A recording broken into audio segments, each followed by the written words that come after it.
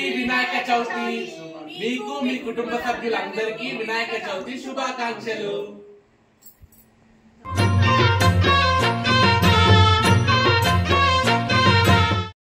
పొద్దున లేచి అందరం ఫ్రెష్ అయిపోయాము. ఇంకా నేను డెకరేషన్ స్టార్ట్ చేసేసాను.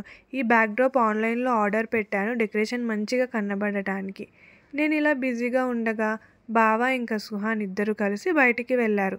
పూజా సామాగ్రి, పండ్లు, పువ్వులు, వినాయకుడి విగ్రహం తీసుకురావడానికి వెళ్ళారు. సో మేము ఎప్పుడు ఎకో ఫ్రెండ్లీ గణేష అంటే మట్టి గణపయ్యనే విగ్రహాన్ని పెడతామన్నమాట ఇంట్లో. వాళ్ళు రాగానే విగ్రహాన్ని నించోబెట్టి పూజ స్టార్ట్ చేయడం.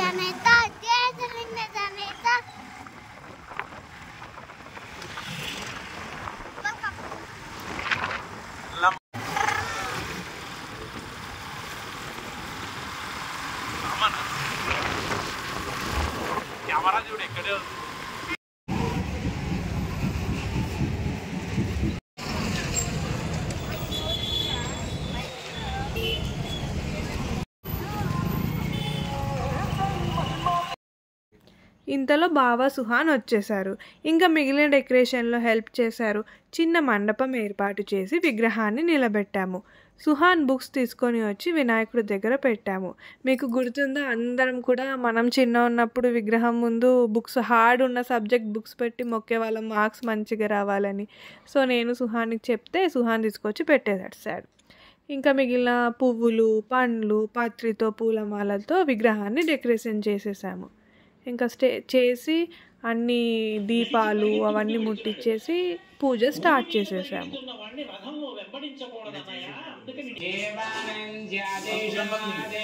పసుపు గణపతి బుక్ పైన కూడా ఏ బావా దీపం దగ్గర అక్షతలు వేసి నమస్కారం చేయాలి. ఓం సాధ్యం త్రివక్తే సమ్యక్తం వండినా యోజకం త్రయం శివాయ ఓం నమః శివాయ. ముందుగా పంచామృతాలు పరాయ నమః, ఓం బాలచంద్రాయ నమః, ఓం గజానన ధూపమాగ్రాపయామి. ఇప్పుడు దీపానికి నమస్కారం చేయండి. సాక్షాత్ దీపం దర్శయామి.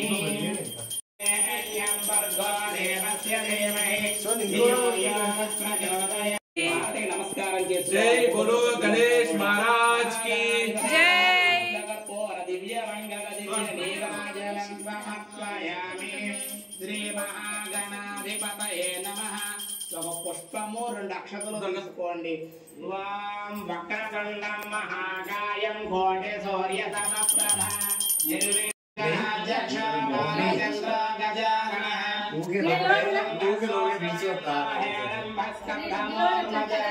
షోడశైతాని రామాలయ పడేతునియాదలే విద్యారంభే వివాహే చ ప్రవేశే నిర్గమే తదా సంగ్రామే సర్వకార్యేషు విఘ్నస్తస్య నిత్యపుష్టాంగేషణే ఈశ్వరేణం సర్వభూతానాం తామిహోపం పూజయామి.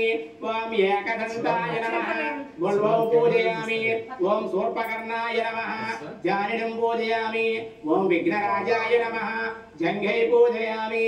ఓం అకవాహనాయ నమః. ఊరుం పూజయామి. ఓం హేరంబాయ నమః. కఠిం పూజయామి. ఓం లలాటం పూజయామి. ఓం సర్వేశ్వరాయ నమః. శిరః పూజయామి. ఓం విఘ్నరాజాయ నమః. సర్వాంగాని పూజయామి. ఓం మహాగణాధిపతయే నమః. ఓం అన్యాయ నమః. ఓం మహాకాలాయ నమః. ఓం మహాబలాయ నమః. ఓం హేరంబాయ నమః. ఓం ఇంటి వంటలారగించి తొండమెత్తి దీవిల్చయ్యా. తండ్రి వలె ఆదరించి తోడు నీడ అందిల్చయ్యా.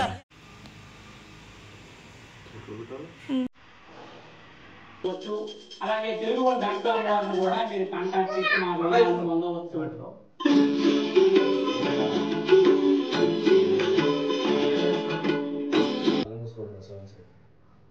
ఆయన దగ్గరికి వెళ్ళినప్పుడు ఒక్క 3 గుంజీలు తీస్తే చాలు, పరవశించిపోతాడు. ఎక్కడి నుంచి వచ్చింది ఈ లక్షణం అని అడిగారు. విఘ్నేశ్వరుడు పార్వతీదేవి యొక్క కుమారుడు కనుక శ్రీ మహావిష్ణువుకి మేనల్లుడు అవుతాడు. ఓసారి ఎందుకో వైకుంఠానికి తీసుకెళ్లాడు, మేనల్లుడు కదూ సంతోషంగా. తీసుకెళ్లి అక్కడ సుదర్శన చక్రం పెట్టుకున్నాడు. ఇదేమిటో బాగుందని తీసి తొండంలో కింద పెట్టి మింగేశాడు.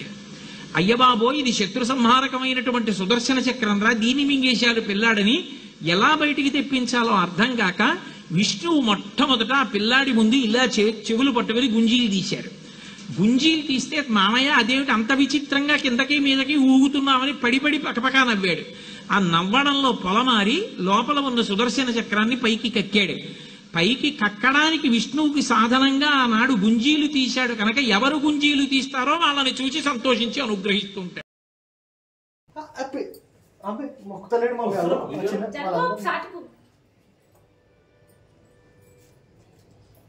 అరే అదే బెల్ట్దా పంచ అనుకున్నా సో అప్పటి నుంచి నేను మొత్తుండను వాటిని. రారా రారా రారా ధైర్యంలో దారా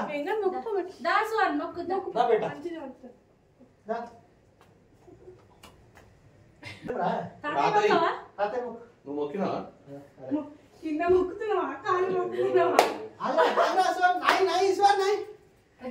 పూజ అవ్వగానే ఫ్యామిలీ మెంబర్స్ అందరం కూర్చొని లంచ్ చేసేసాము. సో ఇలా మా ఇంటి వినాయక చవితి సెలబ్రేషన్స్ అయిపోయాయి. మీ ఇంట్లో వినాయక చవితి సెలబ్రేషన్స్ ఎలా చేసుకున్నారో కామెంట్ చేసి చెప్పండి. సుహానపా ఎట్లుంది? సూపర్ అను.